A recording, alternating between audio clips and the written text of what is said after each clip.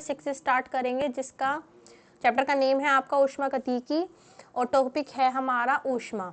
ठीक है, ऊष्मा क्या होती है? जब एक तंत्र तथा उसके परिवेश विभिन्न तापों पर स्थित होते हैं तो उनके मध्य ऊर्जा के विनिमय के स्वरूप को ऊष्मा कहा जाता है। एक तंत्र तथा उसका परिवेश, तंत्र क्या होता है कि कोई भी चीज है, जैसे हमने एक गिलास पानी ले लिया, उसके अंदर जो गिलास और पानी है वो क्या है? तंत्र है।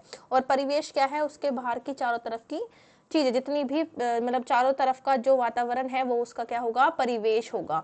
तो दोनों जो होगा वो अलग अलग टेम्परेचर होगा, या तो तंत्र का ज्यादा टेम्परेचर होगा या परिवेश का ज्यादा टेम्परेचर होगा। एक का ज्यादा एक का कम होगा। तो जिसका ज्यादा होगा और मतलब जब एक तरफ ज्यादा और एक तरफ कम होगा तो उनमें क्या होगा? ऊर्जा ट्रांसफर होगी एक से एक, मतलब एक तंत्र से परिवेश में या फिर परिवेश से तंत्र में। तो जो ऊर्जा का एक्सचेंज होता है, मतलब जो ऊर्जा का विनिमय होता है एक से दूसरे में जो प्रदान की जाती है, आदान प्रदान, जो ऊष्मा का आदान प्रदान होना, ये विनिमय वर्ड का है मतलब है आदान प्रदान होना। तो जो ऊष्मा ऊर्जा आदान प्रदान होती है उसी को हम ऊष्मा कहते हैं। ठीक है, यदि तंत्र का ताप परिवेश के ताप से अधिक है, मतलब अगर मान लिया तंत्र का टेम्परेचर ज्यादा है और उसके एटमॉस्फेयर जो मतलब आसपास का परिवेश है उसका जो तापमान है या ताप है वो कम है, तो क्या होगा? तो मतलब जिसका ज्यादा होगा, अगर तंत्र का ज्यादा है तो ऊर्जा तंत्र से परिवेश की ओर जाएगी। अगर परिवेश का ज्यादा है, मतलब टेम्परेचर अगर एटमॉस्फेयर परिवेश का ज्यादा है तो क्या करेंगे? जो ऊष्मा है, मतलब जो ऊर्जा है वो परिवेश से तंत्र की ओर जाएगी। और ये प्रोसेस कब तक चलता है? जब तक कि दोनों साइड टेम्परेचर इक्वल नहीं हो जाता। इक्वल होने के बाद में वो जो ऊर्जा का जो विनिमय है, जो प्रोसेस है ट्रांसफर का, ऊर्जा ट्रांसफर का, वो रुक जाता है। ठीक है, दोनों साइड जब इक्वल हो जाती है। किसी तंत्र द्वारा ग्रहण की गई ऊर्जा, अगर तंत्र ऊर्जा ग्रहण कर रहा है, मतलब परिवेश की अगर ऊर्जा ज्यादा है तो तंत्र ग्रहण ऊर्जा, जो तंत्र है वो ऊर्जा ग्रहण करेगा। तो अगर तंत्र ऊर्जा ग्रहण कर रहा है तो उसको हम प्लस क्यू से प्रदर्शित करेंगे, मतलब ऊष्मा को हम क्यू से प्रदर्शित करते हैं। और यदि मतलब तंत्र जो है ऊर्जा ग्रहण कर रहा है, अवशोषण कर रहा है ऊर्जा का, तो उसे प्लस क्यू से हम डिनोट करते हैं। और अगर उत्सर्जित कर रहा है, मतलब अगर निकाल रहा है अपने में से, त्याग रहा है ऊर्जा, तो ऊष्मा, तो उसे हम माइनस क्यू से डिनोट करते हैं। ऊष्मा के मात्रक क्या है? Calorie, kilo calorie, joule, kilo joule, ये ऊष्मा के मात्रक होते हैं।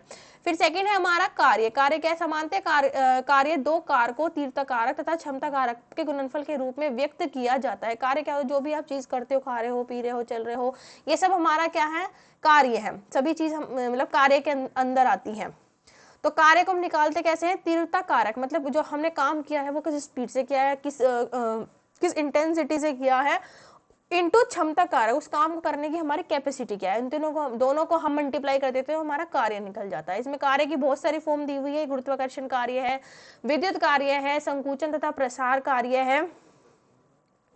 तो गुरुत्वाकर्षण कार्य को अगर हम निकालें तो गुरुत्व बल, गुरुत्वाकर्षण जो पृथ्वी के द्वारा लगाया हुआ आकर्षण होता है। ठीक है, तो गुरुत्व बल इंटू ऊंचाई में परिवर्तन, इसको हम इस फॉर्मूले से निकाल सकते हैं अगर हमें गुरुत्वाकर्षण कार्य निकालना है। विद्युत कार्य जो लाइट से रिलेटेड है, तो उसमें हम उसका विभवांतर कितना है और आवेश कितना है, दोनों को मल्टीप्लाई कर देंगे तो विद्युत कार्य हमारा निकल जाएगा। संकुचन कार्य में दाब तथा आयतन में परिवर्तन। ठीक है,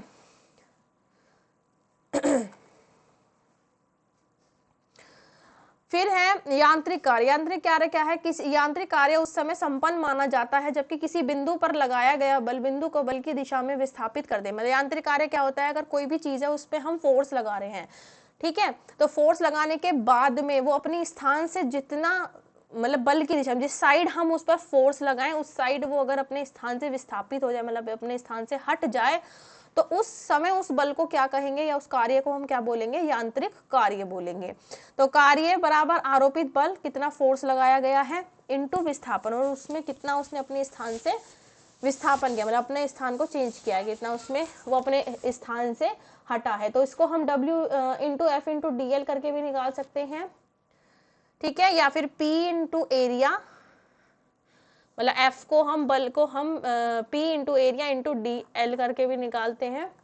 तो बल को P इंटू क्षेत्रफल अगर हमें बल लगाना है तो दाब इंटू क्षेत्रफल करके निकाल देते हैं, इसलिए वो ये जहाँ पे जो दिया हुआ है ये एफ का फॉर्मूला लगा दिया, मतलब अगर बल नहीं दिया हुआ हो तो दाब और उसका क्षेत्रफल दे दें तो इस फॉर्मूले से भी हम निकाल सकते हैं। ठीक है, डेल्टा वी है क्षेत्रफल इंटू दूरी में परिवर्तन, कि डेल्टा वी क्या है, आयतन कैसे निकालेंगे, क्षेत्रफल उसकी और दूरी, मतलब कितना विस्थापन, कितना उसने चेंज किया अपनी दूरी में, वो आ जाएगा यहाँ पे। फिर कार्य, अगर तंत्र पर कार्य किया जा रहा है, मतलब कोई सिस्टम है उस पर अगर हम कार्य कर रहे हो तो उसको प्लस डब्ल्यू से शो करते हैं, और तंत्र द्वारा किया गया कार्य, अगर तंत्र कोई कार्य कर रहा है तंत्र तो उसको हम माइनस डब्ल्यू से शो करते हैं। कार्य का मात्रक क्या है, कार्य को प्राय अर्ग में, जूल में, किलो जूल में व्यक्त किया जाता है। ठीक है, तो आज की क्लास में इतना ही, इसके आगे का हम नेक्स्ट क्लास में करेंगे।